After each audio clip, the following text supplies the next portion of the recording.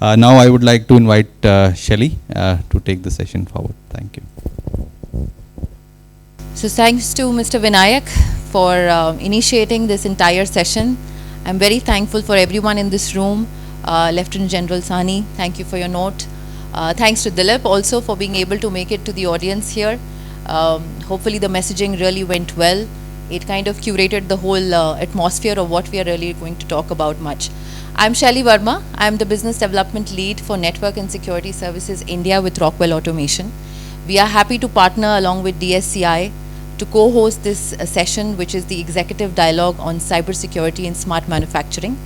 I think for the next 1 hour, 5 minutes that we have, I will quickly run through maybe a quick deck. I think a lot has been already covered by our esteemed keynotes that have been done by the esteemed panel that we have already here. But maybe just a quick hint of what Rockwell maybe adds and how it helps customers bring value for their manufacturing setups and how we are trying to secure the world when we are securing the manufacturing sector. Yeah, so I'll make it quick and then we kind of head to the round table across this room. So we'll really look forward to see how we can get this ball rolling with this think tank here in our room right now. Yeah, okay. Is it moving? Great. So I think a lot has been said already on smart manufacturing, what it does, how it does. We know the competitive landscape that manufacturing today is, right? We are looking at how the manufacturers are able to go into manage their profitability without compromising quality, right? That's probably the A agenda. But then we also understand that they have the most urgent need right now to adopt more and more technologies, right?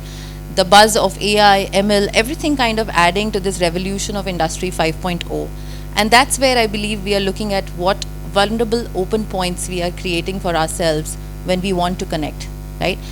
The methodology of probably going into yesteryears of air gap is no more there.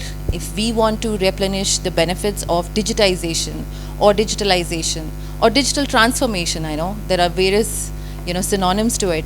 We say that for that the connection is a must, right? So what exactly are we looking at when it comes to the key outcomes that smart manufacturing is driving for us? As a manufacturer, and when I say as a manufacturer myself, I'm a discrete manufacturing organization myself, right? So we are looking at the 4 optimal things. We are looking at empowering our workers, how the plant floors can do better, how we can optimize our production environment, right? We are also looking at what and how this digital transformation can accelerate our business growth, 2x, 3x, multifold, right? How does it directly tie into the big boardroom discussion of our business continuity planning, right? We are looking at how we are looking also at the angle of driving sustainability. We heard about ESG and other topics here. Sustainability is one big thing which we are trying to gun for. Now, for all these key outcomes, we could be doing and implementing multiple technologies, right? It's a combined workforce which we call out when we say people, process, technology, everything coming together. But then all that can come crashing down if we are not really looking at these glaring numbers, and the numbers can be many. There are many resources to highlight this, but you're looking at how you're managing your risk amongst all this, right? We don't want one cyber attack to actually bring you down when it comes to your name, your face, how you're working, your production environment, and definitely not your share price. Yeah. Now, this is the situation that we see today, right? The key considerations here is the situation which kind of presents the challenge. The challenge that we are seeing could be the limited understanding of your OT network, how wide, far, broad you are actually set up. There are hacktivists today who are doing literally an opportunist attack. People, our young generation is just mindlessly trying to see how well they are when it comes to an attack, right? They are prompt attackers, they're not even planned attackers, right? That's the kind of environment we are living in today. Cyber criminals, we are looking at what is the new challenge here again, how security tools specifically made for IT can help us when it comes to the OT environment, the nuances that it calls for, the proprietary protocols it calls for, right? And with that, the new requirement or the objective of a manufacturing setup kind of changes. The objective now is to have visibility into assets all the way up to your stores, right? Not just something which is running and live, but also what you're stocking for yourself at the back of your mind, keeping yourself relied on the spares that you're probably maintaining, which are probably outdated already, right? Do you have eyes up till there? How do you mention and maintain your entire asset history, your present network architecture, continuous monitoring, and if at all, do you have any resilience plan for you? Now we know that it's not possible to do it all, right? That's not what we propagate either. But then do you have a measure of how much of your surface attack are you ready to absorb for yourself? What's the measure at which your buck stops where you say, okay, not beyond this? Have you identified those crown jewels, that what is the most important? Have you prioritized that location, that one site maybe, that cannot really go into compromise, right? So those are some of the asks which we see our manufacturing environment, including us, including our customers. And this does not really matter of which manufacturing setup you are, right? Critical infrastructure, be that CPG, be that life sciences, irrespective, as long as you are a manufacturing setup, yeah? So OT cybersecurity, we are saying we are looking to catch up with IT, big time. But are we there? Absolutely no, right? But then do we want and do we aspire? Yes. Good part, whatever has to be experimented, if I can call that, is being done by IT. Good for us. But can everything be replicated in OT? No, right? There are reasons why it's called to be more complex. The nuances are different. But yes, it still helps us to utilize their mind, their ability, their experience when it comes to the OT environment. Yeah. But yes, then we also identify that we are short on resources. The skill set that is required is hard to find. Yeah. We are also looking at how we move away from air gap, get into digitization, and give the right access. Who did know that when COVID comes in, with the onset of COVID, getting connected to your control systems, your production environment securely would be the most important thing in the world, right? That's something which became the most important ask from our customers immediately. Yeah. Attackers, we know, are doing it for no profit at all. It's just a game for them now. That's the environment, that's the dynamics today. We also are looking at how we can imbibe maybe the regulations that the Western world might have for itself. Yes, we are still in the making of what policies can come forward for us. I think we've started good with the power industry initiating it, but yes, it has to kind of spread up. And very soon, as and when this happens, we should be prepared and geared to start with it instantly, right? Early adopters, we heard Dilip call it out. They do have a risk, but then they are on the edge. They have that instinct of going first and gunning for things which can be probably mapped earlier. And yeah, insurance maybe is one of the biggest aspect that I see and we call for in the other regions, maybe not much in India that I'm seeing. But yes, we have all the big fives today talking about cyber insurance. And you cannot get that unless you assess yourself, yeah?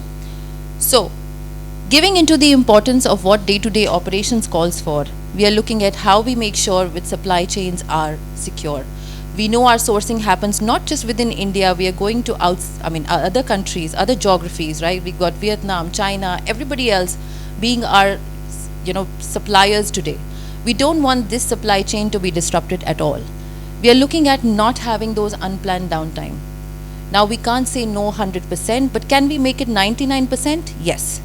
And for that, we need to be making sure that we are mitigating the cyber risks that we carry every day in our day-to-day operations. There are more on the board there, but maybe we'll hear more from this team what your challenges are today. Now, what is the importance when it comes to future growth when we are talking about cybersecurity? We are definitely looking at building that trust, right? My customer also has customers further. Only if you're secure will that organization have the trust to bid for you, to call for you, and work with you as a partner, right? We are looking at how we are not held back or called back, and we are not fearing innovation simply because we know that it carries risks. So we definitely want to provide a secure environment. We are also looking at how we can make this as a long-term view.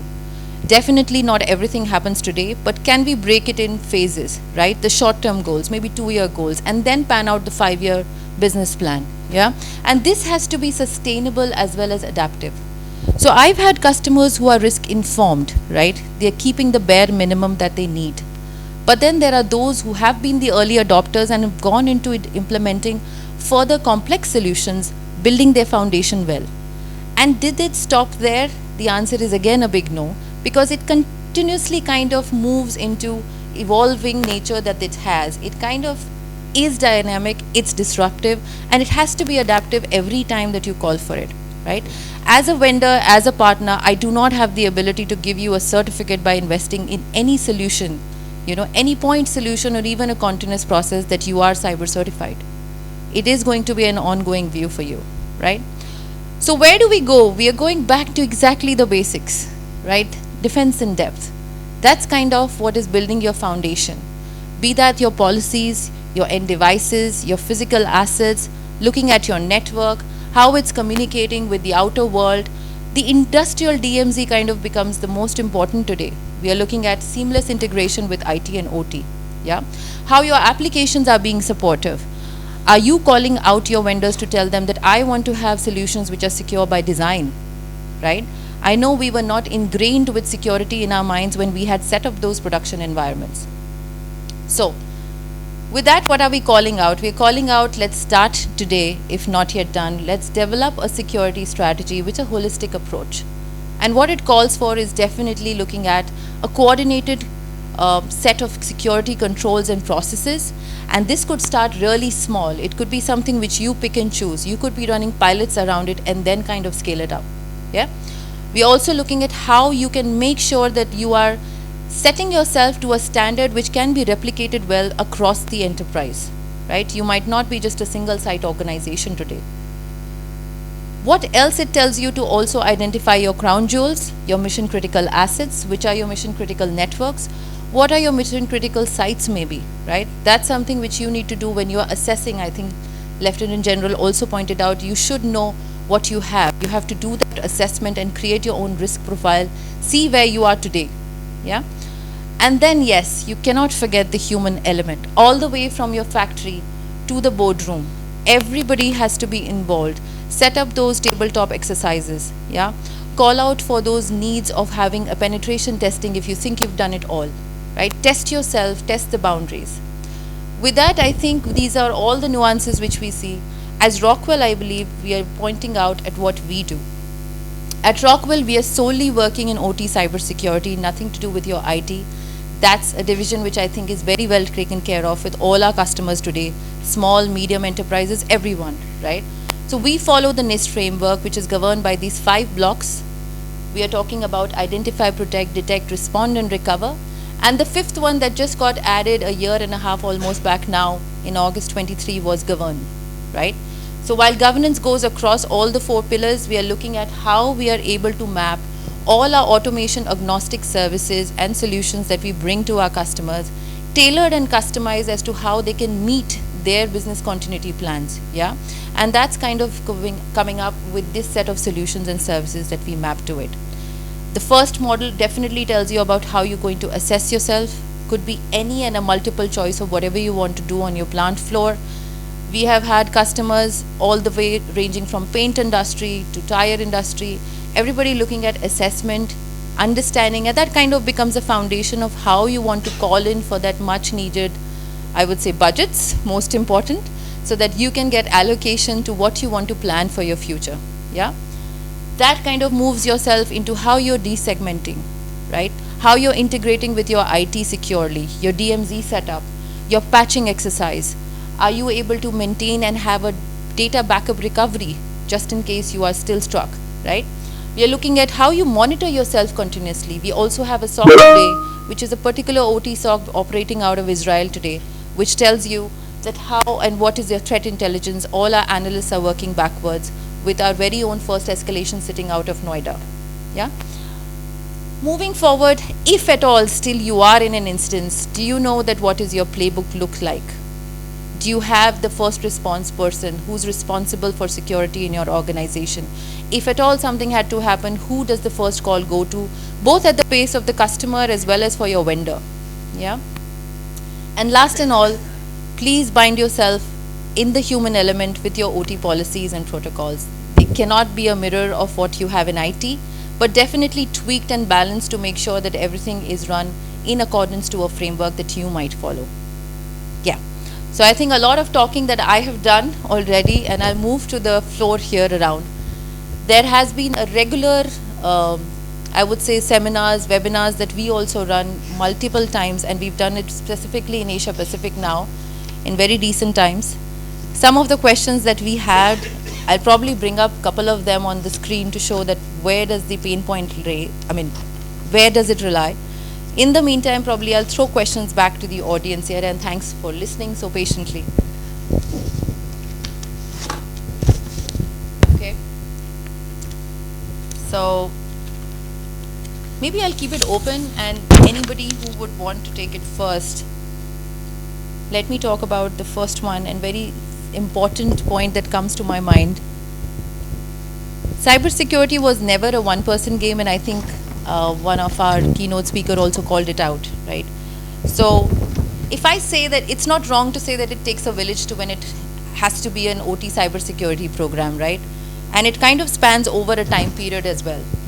So the question would be, if it takes a village to maintain, create, manage an OT cyber program, what is the key challenge maybe you in your organization must have had when you faced for implementing it? And if there was anything that you want to kind of sound the steam here around, I think Lieutenant General also pointed out it's good to explore, learn about what has been the highs and lows of implementing a cybersecurity program around. So anybody would like to go around it. What has been the challenge that you faced particularly? I'll allow him to give you the mic. Yeah. If you can just announce your name, we know. Sachet Dikshit. See, as per the question, the first thing is the challenge. The first challenge which we'll be facing is the collaboration between the people. Second major challenge is the adaptability mindset of the people, because in the industry what is happening, people are from the ages and the systems are old. Yeah. So they are very reluctant to the change because of the process impact. So first thing is that we have to set our mind, the things are being done for good and it will help us. Second is the collaboration, according to me. So you say it's about the mindset, which is hard to change because we have people around for a long time. Yes. Maybe the idea is that what has been working well, why touch it?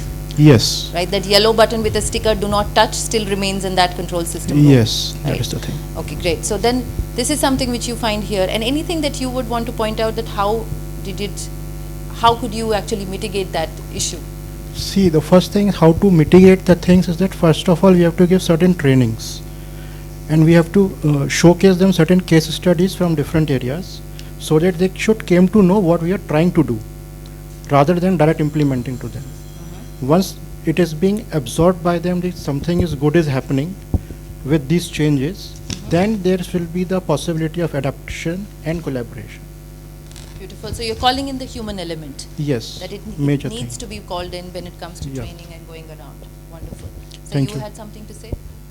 No, I'll just extend what Sachin said. My name is Aditya Vardhan. I'm CISO with Jindal Steel and Power. Thank you for joining Right. us. Thanks. So I think the collaboration, probably to me, the crux is the trust deficit, between the security team and the plant team. Obviously, and the reason is because of the scaling part. Security team probably will not understand the plant functioning quite well, which otherwise the plant team understands, right? And they obviously think that they don't know anything at all, right? So about the security or the IT team. Right. So I think further just double clicking on what Sachit started.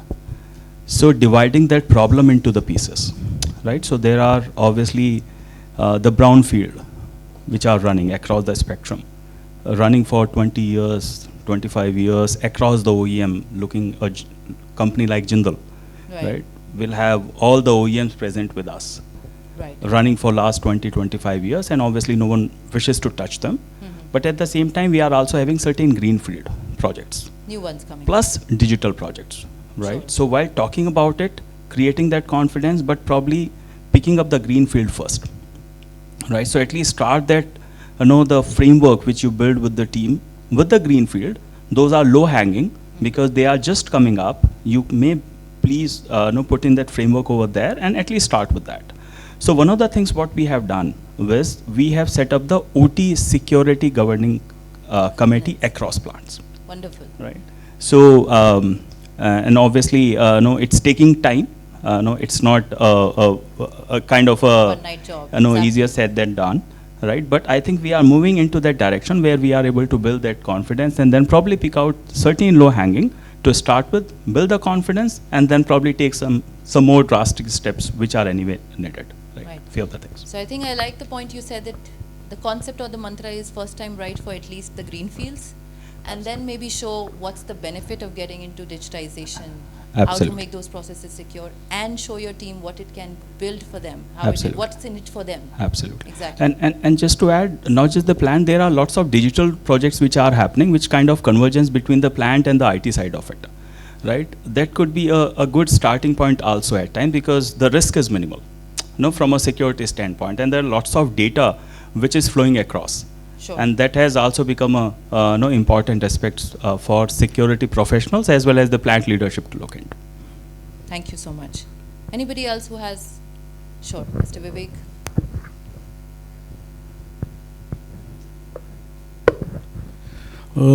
Myself Vivek Sethi from GAIL India Limited. So what I am realizing that OT ecosystem is very much different from IT ecosystem. In our OT ecosystem, yeah, it's for one-time installation for all cyber security network strengthening is okay. But cyber security is a very dynamic environment. So in a OT ecosystem, to cope up with this dynamic environment, to train my team for that, it's a very difficult task. And moreover, there is much ambiguity regarding the various frameworks, various regulations. We are getting n number of inputs from ministry, from IEEE, and from other regulatory authorities. But to draft a consolidated OT policy for that, OT cyber security policy for that is little bit tricky. So it's a challenge for us. Sure. So I think we are looking at almost synonymous challenges that we are seeing irrespective of the industry that you're in. I think we are talking about Jindal here, we are looking at GAIL, refinery. Can you move the mic, please? Excuse me. Sir has something to say. There. Absolutely, sir. After this. I'm Group Captain Rana. I think what the earlier speaker has said, the mindset between the OT and the IT is different. True. That's true. Let's accept it on the face of it. But point is, do we want to migrate everything what we have in the IT environment to the OT environment? The answer is no. Because when you say a particular controller, let's say, which is operating in the OT, and you want to automate it, do you want to straightway bring it to a standard operating system, standard applications? I will say answer is no. We have seen in defense forces that is called hardening of the operating system, hardening of the applications. You put only that much of the content of the OS or of the application which is required, because all these devices which are in the OT, they are less on the compute, less on the storage. So we need to have a specialized or a custom made OS and the application for the OT environment. That's what is the need, and we need to move in that direction. Sure. So I think it also depends on what's your priority. What is your priority? So if you are looking at starting small and being risk informed, plugging in only the basics of cybersecurity, that's a good start again. As long as it can hold you, help you in the long run, and then maybe look at the future of when you want to move into digitization, right? If I understood that correctly. Yeah. Brilliant. Can you get the mic for sir? I think I thought I'll just share with you what happened in the Army. Army as an organization has great advantages because there's continuity. You don't have to worry about the other guy stealing your job and sort of spreading over you for the next promotion. So things are a little easier. You work in that environment. I mean, it's a very steep pyramid. But just to give an example, we had this thing of military technology being introduced as a paper many years back. What it did was that it exposed people to understanding the language that is being spoken by the technical people and be aware of things that can come in. I may not understand the nitty-gritty at the granular level, but I understood how it can make a difference to me. And I find in corporates today, when I'm seeing outside as well, I think the silo-based functioning is so pronounced that it's okay at the working level, I feel. But the minute you come into the mid-level leadership level, I think there needs to be a little bit more understanding of what each can do or what it can't do. And I think that kind of awareness, there are training programs I see in companies which are happening. Everybody has to do whatever he has to do. I mean, there are some yardsticks which have been laid down. But what I'm saying is this cross-domain understanding of each other's capability. If my system is functioning, I don't want it to be fidgeted because I don't know what the hell will happen if it doesn't work here.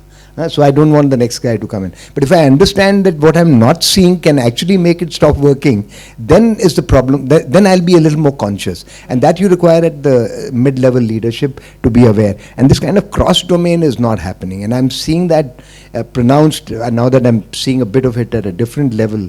But top leadership is aware of these challenges. Right. I may not understand it, but they're wanting to function. But then the executing level has to be the guys who are going to be just above the floor supervisor and the next guy. He has to be comfortable of allowing the next guy to walk in and just touch that cable which he thinks may impact his Trigger output. something. So that is, I think, the problem what is not happening, and that needs to be introduced in all industries. I mean, I've just seen the big corporates, I've seen some of the startups which I'm mentoring. There it's all right because they're in a very small niche area. Sure. But at the minute you get into the mid-level, I think this understanding cross-domain is required to appreciate each other's capability. Because the intangibles, what you can't see, you don't know. So what I feel can't I see, can. you can't secure. Yeah, at least. So now I'll understand that what I can't see can also impact me. Then I'll be a little more careful about Wow. allowing that. Yeah, thanks. More futuristic. Thank you so much for your views there. But at Rockwell also, we kind of ran a poll in one of our seminars, webinars. I mean, we also conduct umpteen number of them, and specifically from APAC. I think it kind of resonates with what we have also heard so far. So if you see this was one of our seminars we did about managing OT exposure, and roughly around 78 responses that we got, and we gave them a multiple choice, by the way. The question remains the same. Okay, maybe I'll just switch it. This was the question, that it takes a village to kind of maintain and manage an OT infrastructure, and how or what are the key challenges that they have kind of experienced for themselves while implementing the OT cyber program. And if you see, out of these 74, 58 of them kind of called out the human element skill set missing. Yeah, we had other options also, which was about building a business case for investment. Yeah, we had IT-OT collaboration is missing in our company. The legacy unpatched OT infrastructure, we were looking at finding a suitable partner to work on this journey along with them. But the heaviest number out of 74, 58 say that it's about the skill set to implement and then also manage it. Right, the life cycle of wherever you're investing is even more important, that how do you manage the outcome that is desired of this implementation. Yeah. So that takes me to the next question, I think, quickly, and again around the room here. Digital transformation, that's what we've been talking about. And I'm saying that it creates cyber risk. That's something which there's no second thought about it. So with the new requirements that we see, right, that have evolved, I called out a couple of them, our panelists called out a couple of them. We are looking at the evolving structure of this landscape and how these regulatory landscapes and complexity in OT infrastructure also face it. So is there any major priority that you're looking forward to achieve when you are setting up yourself for digital transformation? I'll keep it again open to anybody and everybody. What is your priority when you are setting up yourself on a digital transformation journey? What's probably the ask?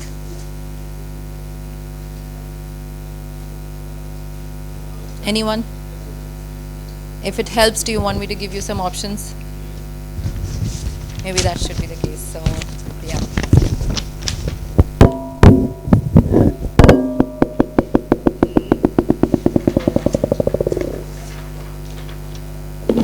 Okay, then maybe I'll just run that poll here, and you can just maybe raise of hands would help. I'm saying that managing your digital transformation creates cyber risk to industrial operations. As a new requirement, we are saying that with this regulatory landscape as well as complexity in OT, what are your major priorities? And some of them that we call are looking at how you kind of invest. Wait, let me just see here. Can you see this? This helps. So we had a lot. There is a certain number that came up here determining your risk. We are calling out, is it visibility of assets that you're looking forward to and that's why you're into your digital transformation program? Is it looking at determining your OT risk, how it kind of, and prioritize the mitigation process? or is it looking at monitoring and establishing a resilient detection model? I mean, either of these, I mean, they are open for your view. We had a very striking number coming at determining risk in OT assets. But is there anything that kind of resonates with you and your organization right now? What was it that was important for you? OT specific incident response program, if you were ever breached, that could be one of the reasons why that would be important for you to suddenly come onto the digital transformation journey. Having a comprehensive view of your OT risk profile could be one of the needs so that you can start a big greenfield project again, and that could be your first time right happening there. Could be any reason, anything which resonates here with the room here, I mean the audience here. Sure, you might. If you ask me, the point 2 actually encompasses everything. Almost, right? It does not actually give you the other options. Right. Give away. So effectively, if you identify what your risk is, then obviously you are able to take a right call, which one to start with. And that's the reason I think very unsurprisingly it probably got the maximum here. Hits. And obviously it resonates with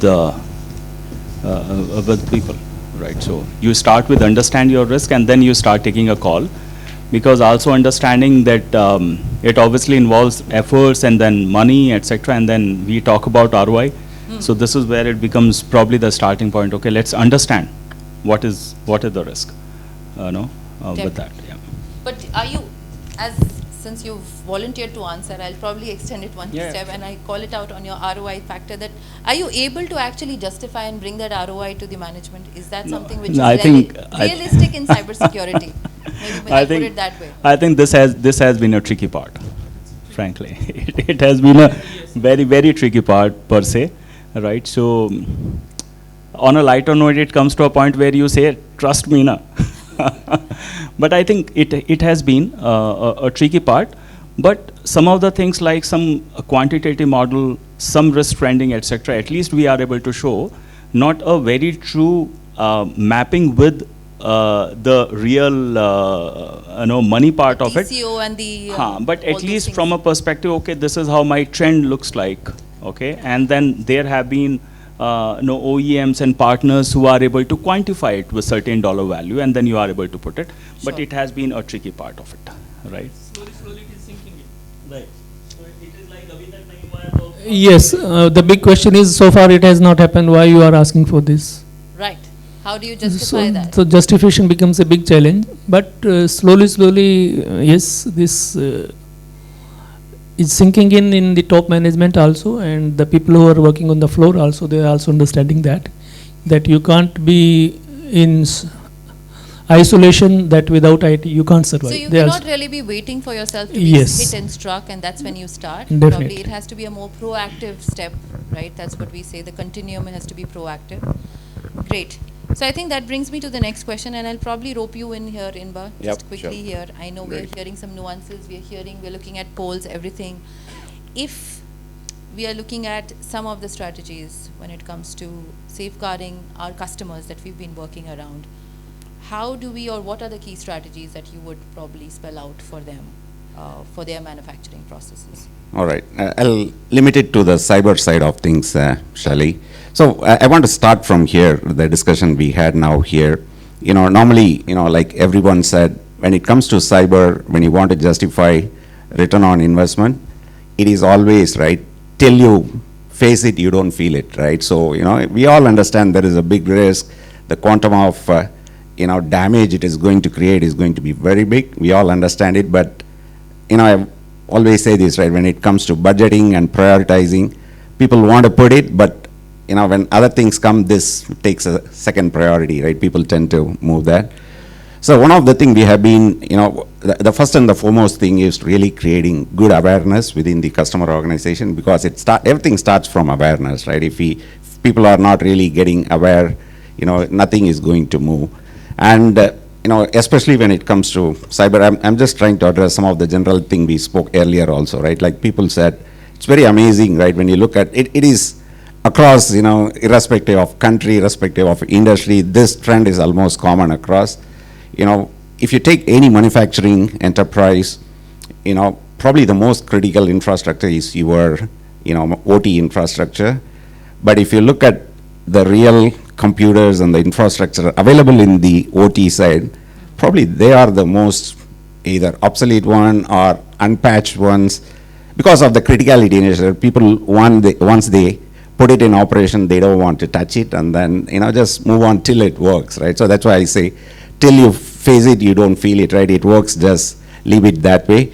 So that's why, at least Rockwell strategy has been really educating customer through trainings and, conducting workshop with them, refer to earlier, case studies, right, where people have lost in $1 million, right? One thing we didn't touch is, we are talking generally about cybersecurity, right? But now more and more, almost more than 70% of the cybersecurity attacks are coming from ransomware, which is huge, right? We are talking about millions and millions of dollars, So I would say, the starting point is always to get people trained and, be aware of the entire risk, articulate the return on investment clearly, and then start moving to the multiple phases, as you said, in the NIST framework, right? Get them slowly. See, when it comes to cyber, I always say, think big, start small, and then scale fast, right? It is applicable for any consulting, right? So you need to have the vision in terms of the entire cyber framework for your company, but you don't need to invest, millions of dollars immediately. Start small, try to do a proof of concept, and then get convinced, prove the ROI, and then start building it from there, right? So that's how I would say they should move on. Thank you so much, Inba. I think I have one point actually. Yeah. definitely. Just take the mic. I think my voice is Yes, you are, but we'll still do the honors of taking the mic to you. Okay, so we talked about that return of investment and how that awareness is there for the IoT lines and the people, technical awareness, all that. So what we have done is, we have done as a simulations actually. And So when you say we, sir, can I call out where you're coming from? I'm Arul Shaktivel from Garden Silk Mills. There's a TCG group. Great. So we have done the simulation. So phishing simulations actually. So we have done it for IT network as well as OT network, sending the mails as well as SMSs. From that, we have told him that how you are secured or not secured with the complete data we have analyzed. Even top management people are started clicking that informations. So the phishing started. From that, we have told him that how much issues are there in the OT network. Now we started building like that actually. Okay. So you started with the phishing attacks, which is Correct. simply an email coming into your inbox, Correct. and then you click or you don't click. So we told him that if this is itself is that much of issues are there. So if you are connecting OT network into the internet and planning for the automation, how much of issues will be there. So we have started teaching like that. Okay. Wonderful. As I called out. You at least expose people.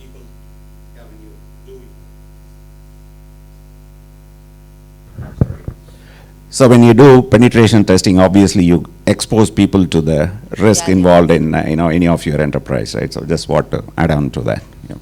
Sure. So I think once again, more security services that you can enable yourself and test yourself to make sure that you have the right information about your own environment, right? That's probably one thing that you can call out for. So the first one actually, to me, becomes a starting point when it comes to, say, from a OT security perspective. It will serve two things. One is it will give us a visibility in exactly what's happening. So probably it will give some insights into if there is something malicious or Your our risk profile workloads or today. etc. Right. And the second thing is, I think it is probably the least disruptive of all. Right, so at least you put in something and then you are able to get the visibility, and then in that because it's less disruptive, you get a buy-in also from the plant management perspective also. So I thought, let me just. No, absolutely agree. So that's where at least you have the knowledge of what you're trying to protect there and how much you have to actually protect. Please. Thank you so much. So I think I'll quickly move to the next one, which is we are talking about various let's talk about a little bit about supply chain. I think we spoke about it earlier also. We are looking at what could be the measures that we install ourselves with to ensure cybersecurity of the supply chain in manufacturing and how the vulnerabilities can be mitigated. Everybody has to deal with supply chain here, right? It's an imperative. And I also spoke about how this supply chain is not just limited to one geography, one area, one vendor, right? We have multiple vendors. Anything that anybody kind of picked up from what has been in their experience when it comes to supply chain?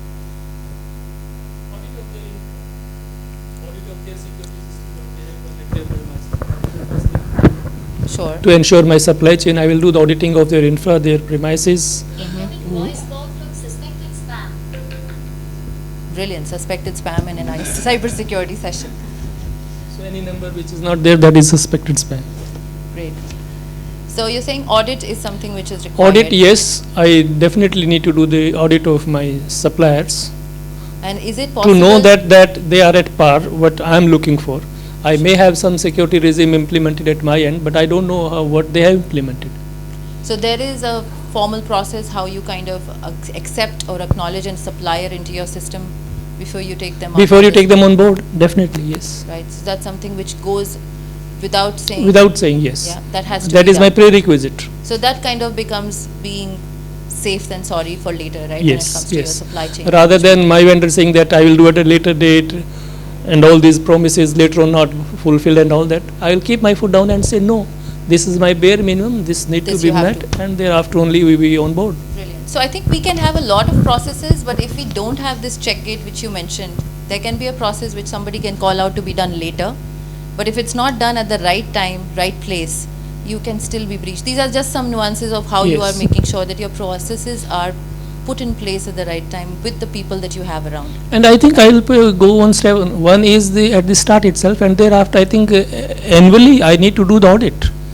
Okay, yes, whether regular updates are happening in their infra or not, patching is happening or not, because what I am looking at my end, same thing I am looking at their end. It is not just once it is done, onboarding done, and thereafter I forget. No, it has to be a continuous process. Agree. So I think in assessment is another word which is very openly used and could be multiple assessments that we can call out for. But is there a practice that we do, like how recurring we want to do or run an assessment? Or is anybody already doing or proposes? Yeah, Akanksha, can you take the mic to the map? Hi everyone, I am Akanksha. So you need to build a robust third-party risk assessment platform wherein you continuously assess the risk associated with your suppliers, and accordingly you can categorize your suppliers providing the risk which they pose to your business in case they get impacted by a cyber attack. So you can classify them into tier 1, tier 2, tier 3 suppliers, and accordingly build up backup plans in case they get cyber attacked. What are your backup plans so that your businesses doesn't suffer at all? Brilliant. So we are looking at how we are making sure that the access given to third-party vendors also is monitored, right? It is a secure channel through which you are giving them access, and they can actually do maybe various jobs, including maintenance activities also, Yes. right? Which is imperative again to have your systems up to date, Yeah. right? Great. So looking at the time check, yeah, we still have time, and I'm looking at 2 more questions maybe to go around this room and then hear you more.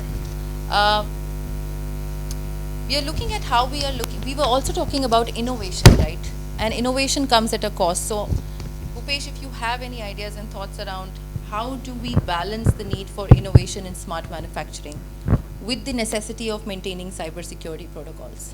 Great. I think I'll start. So we are talking about a lot of OT and IT and the convergence part, how it all began. So to understand where we are heading, it's better to understand from where we are coming. So so why this ICS and OT came into picture? Initially, if we see from a business angle, a business was initially very done for a revenue purpose. Then you have to be cost effective. Then you had at the plant level, if I say, you had panels, hardware based panels wherein you have push buttons. You simply press a button and something will operate on the field. As we evolved, you went towards more business efficiency angle. You had more GUI based stuffs around. You have more SCADA based stuffs around. And as we evolved more, it was not just revenue, cost effectiveness and efficiency. It is more about user interference, how better experience you can give to your user. So that's what matters. That's why IoTs and all came into picture. And the network became bigger and bigger, right? So So as we live in this digital transformation world, digital disrupted world, and it is going to get bigger and bigger. As Inba also rightly said, that we have to always think big and start small. So this is always. So this is and scale faster, and this would be a need because and for any business, whether you are a part of a critical infrastructure or you are not a part of a critical infrastructure, today I feel every sector is a critical infrastructure, right? Because even if a O-ring of a hydraulic system of a turbine is not available, you cannot run the power plant, right? So that's as simple as that. So manufacturing sector today is very important, is very crucial for a critical sector to run, and every sector is critical sector because everything is so interconnected. And we have to be very resilient for this. And innovation, whether you want or not, ultimately you will be part of that digital disrupted world. You will have to follow those digital technologies because your competitors are adopting that, right? And you have to be competitive. So it's always better to think resilient, to start with the low hanging fruits. I come from a critical sector background. I understand the importance of legacy systems. I understand the importance of OT, IT.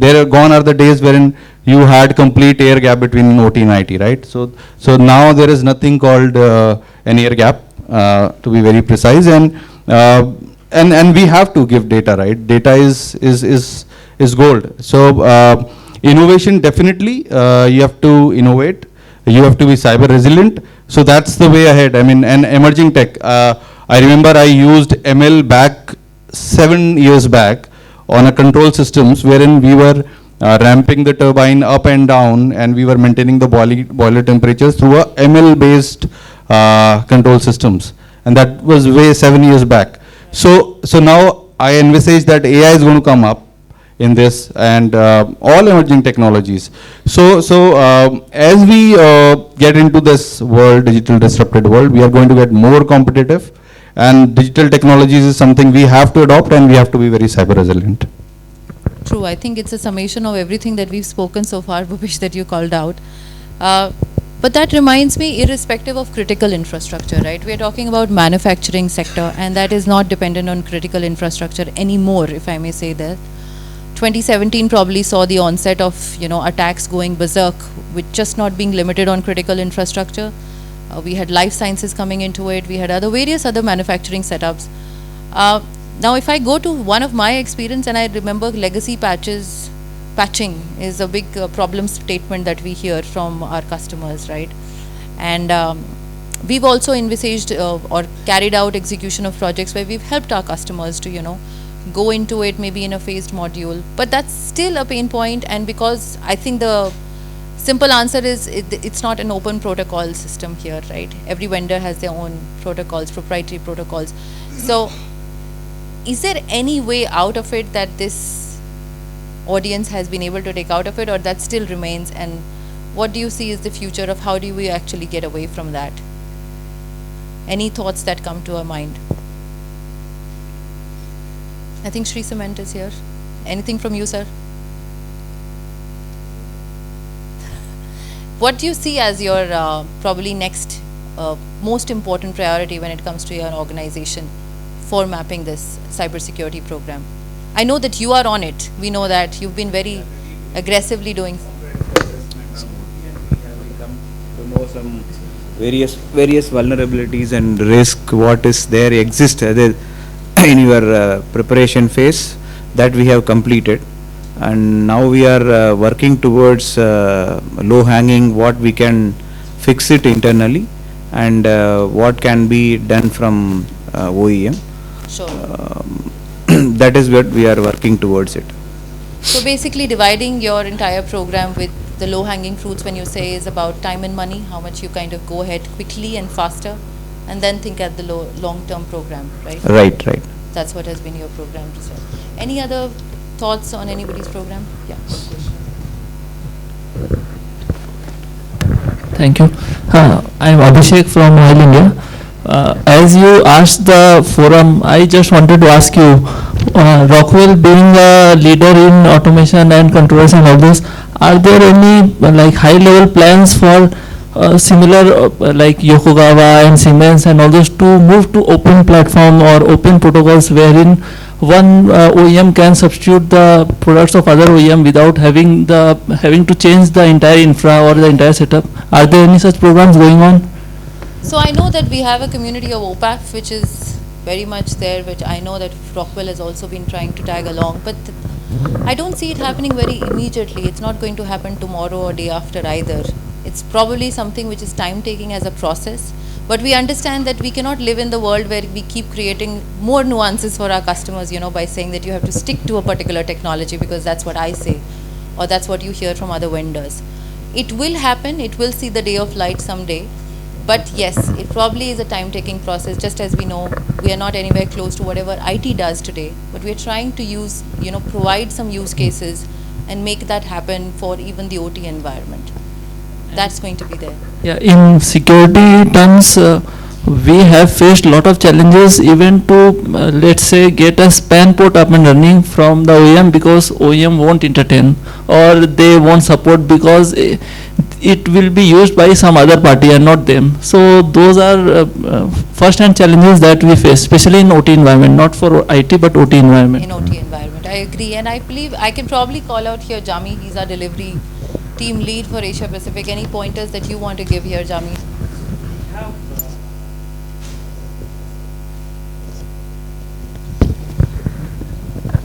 So we have many use cases of this. Actually, it is not you and almost like every customer, because with this smart manufacturing into place, it is not one vendor who is involved into the complete manufacturing, right? And to answer your question directly, we already started working with the customers, and even we are working with them, we are helping them in integrating not only the cyber security part but also the application part. So in multiple cases we have also deployed a centralized operating system for multiple vendors. For example, we are Rockwell, there may be some X, Y, and today we are even integrating and providing the centralized control system with more than 2 operating systems, So that means their system will be like that only. We'll take the data, we'll convert into the UI, what Bhupeshwar said, which can be operated from the central control system, irrespective of whether it is a Rockwell system or it is a X system. That is first one. Yes, exactly. So one is OPC, and we have also other module based on the vendor. Who is the vendor, right? That's one. Coming to the cyber security. So whatever Shelly has told now, I think you might have seen this. So now we are entering into a OEM agnostic cyber security. It's just not limited to Rockwell system. So even we have the deployments where we help the customers having multiple OEMs on their sites. For example, it is Rockwell, X1, X2, X3, where we have deployed cybersecurity across the plant. And to answer exactly the span and all those things, yes, we are doing, but it needs some additional hardware, to get the data, to read the data, because I know, and we all should accept that OEM don't allow to touch their system, right? It is a fact. But we can take a risk and go forward. Otherwise, keeping the safety in place, we can add some additional hardware in between and bring it onto the enterprise with secured way. And it is possible, and we are doing. Cybersecurity solutions are agnostic, what I understand. Most of the vendors are offering agnostic solutions. Right. The problem is getting them to integrate with Integrating. Right. So there this additional hardware comes. We need to identify what is exactly your system is, how your network is placed. Right, whether this network is already meeting the current technology level or industry 4.0, right?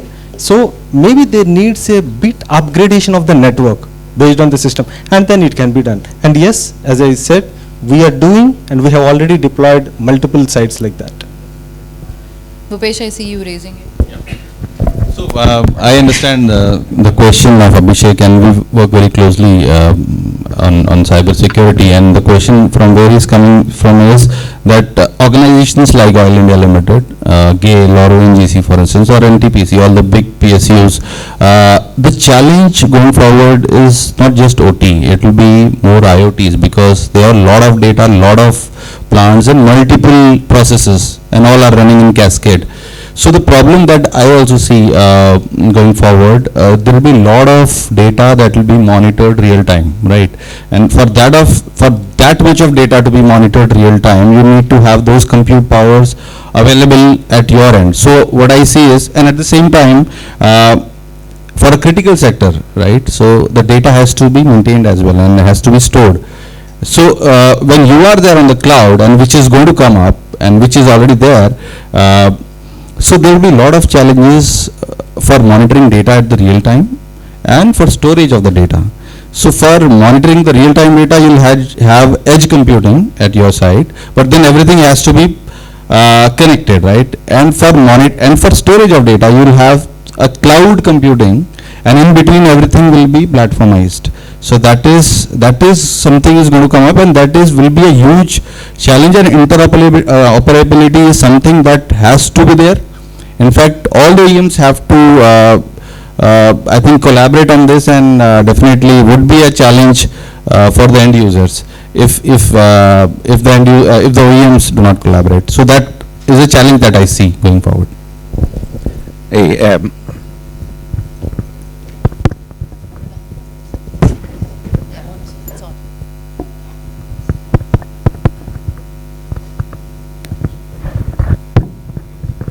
no, probably we should take it offline and then talk about it, because I'm a bit surprised. When it comes to really controller, if you compare it with competitors, Rockwell Systems are as open as any other competitor. I can vouch on it, right? Unless you are on a world, unless you are talking about ControlNet or earlier things, right?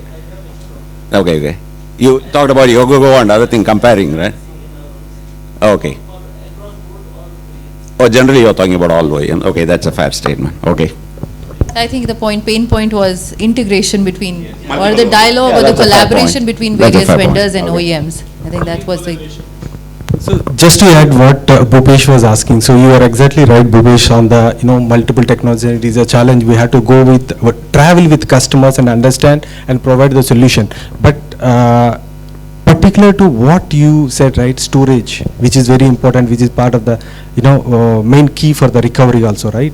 So for that, where we are what I say, we are suggesting for the industrial data center, which is a centralized data center from where any vendors control system can run. So it will be operated from the central station, whether it is X1, X2, X3 operating or applications, right? It can be hosted on that, and as a whole, that data center can be backed up, right? This is the wonderful example and case study for this, the storage, irrespective of the vendor, right? Right. Thank you, Jami. So I think creating an infrastructure is not a problem. Probably another big piece which I see is maintaining the infrastructure. We are talking about skill set issue. We have heard about it. Anything which comes to, maybe this is my last question around it. I mean, every table here openly I'm asking. You can implement whatever you like, choose which suits, aligns with your business goals, but how do you go ahead with managing it? Have we had any experience with regard to how you're managing it, or what should be the ideal way of managing it? Any of it? That's the open question. Sure.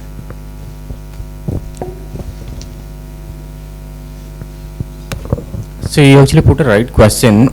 So I don't want to answer this question. Probably I would like to hear it from you, because you are a OEM. We talked about a lot of problems here. So I like it. Bounces back. So one person actually, he was rightly saying that the main problem is the adoption.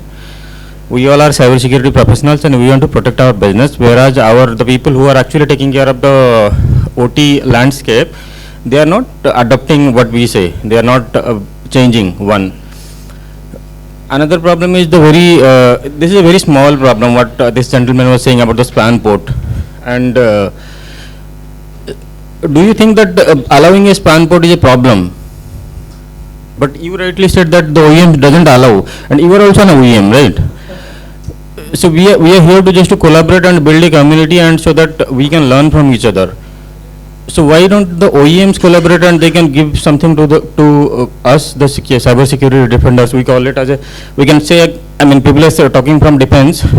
We are also at the cyber security defenders.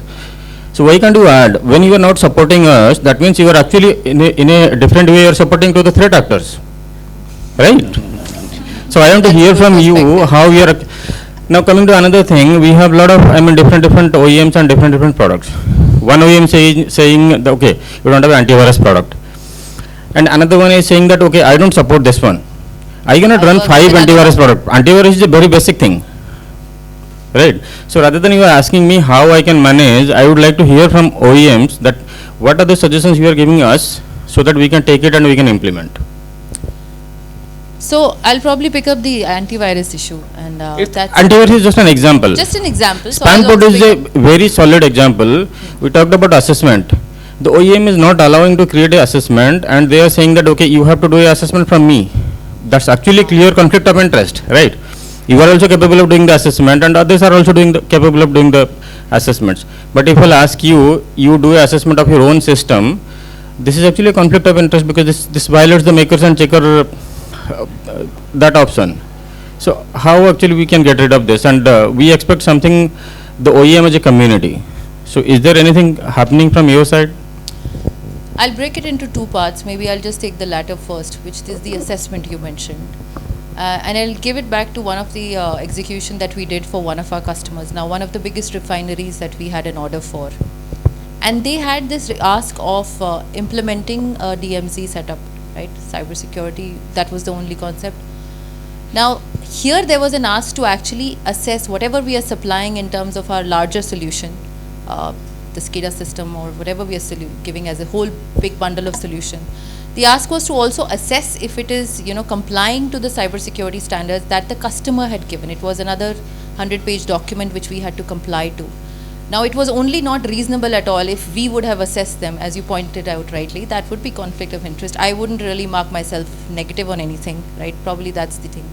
And we consciously kind of proactively went to the customer that we will engage a third party, and we also give you the liberty of choosing the third party, that who assesses us or our entire solution, which was actually incorporated with the mutual understanding that this is the third party that will assess and give you a report. And if then still something comes out of it that, we need to incorporate, then this is the XYZ model of whatever commercial angle it brings up.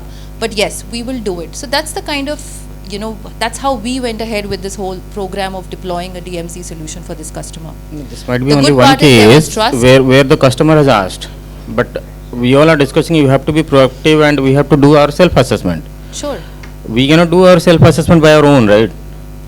I wouldn't say that we cannot do it. I mean, I know that there are parties who engage, who have sister concerns. They are larger than life enterprises who have other biggies who are doing assessment for their own organizations. But I'm just saying that as assessment as a bare necessity could be done by anybody. And I've also gone into reports which you are pointing out where there is a very clear thing, so-and-so X OEM did not allow to touch the system, so we have no report about this system. That sort of assessment report has also come to our When I was starting a assessment, the same problem happened what he was saying. It took 2 months or 3 months just to convince them, okay, there is no problem in doing a span port. Because we all know span port is not a very difficult thing. But I could not find a single pager in any of the OEM's page where I can say that, okay, they are saying creating a span port is not going to create any problem. Who's owning the risk is the question. Exactly. So you are saying owning the risk, I cannot own the risk. And we are running a refinery.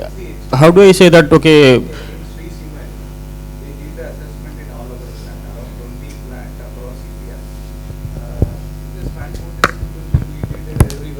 exactly. We try to convince. See, we need to explain what is span port, what is the impact, what will not be the active assessment or a passive assessment.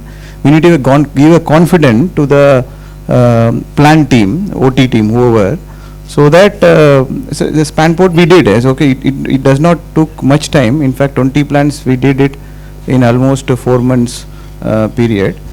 Still, it is going on. But the question what you raised, how do we manage various parties, probably this is one of the example he is referring, like antivirus and the point conflict of interest is very valid. And then when we talk about remediation plan, I'm not talking specifically of any vendor. There are some vendor, they take it as an opportunity or they are capitalizing the situation. So even it's not like that we could not do the assessment. We also did the assessment within 1 month of time, but just to create the span port, the discussion happened for 2 months. You were derailed. The Rockwell report and the assessment methodology, the far ahead of anything fantastic it is. Though No, it nothing has- we are specific to not- Rockwell. Thank I mean, it's good that you are giving the good feedbacks. If I tell about any of the OEMs, I mean, definitely they are good on cybersecurity, but this is a general problem with everybody. I'm not pointing to Rockwell. This I is a general agree, and problem. I'll You tell you asked as about a the vendor. problems, so we are discussing that. I'll interrupt here. So as a vendor, I'm not saying that we have been the perfect vendor always, right? We are also in a learning stage, and we've had customers like Sir and the others here around us who have taught us that I don't need a Mercedes, I'm looking for a Maruti, right? So that's the customization that has been the ask, right? It's not, because see, I might have the best, as Sir said, the best output that I'm delivering today, but that not might be the something that you're looking for it right now. Maybe something that you look for it in a more mature stage. I've had customers who've come to me that we want to do a penetration testing. And my immediate question is, have you installed anything for which you're testing it? No, I want to just run this penetration testing. But to do what? You know you're vulnerable. Why do you need a PT right now? Right? So just because it is there in the market does not mean you have to actually involve and, divulge your investments into everything and anything. But that's where I think the partner comes in handy, who educates, spreads the awareness, tells you how to start and where to start, and maybe make you reach from your X to Y. With this, I would like to say a thank you, and let us meet together. We'll have a group photograph if that's okay with everyone. So thanks.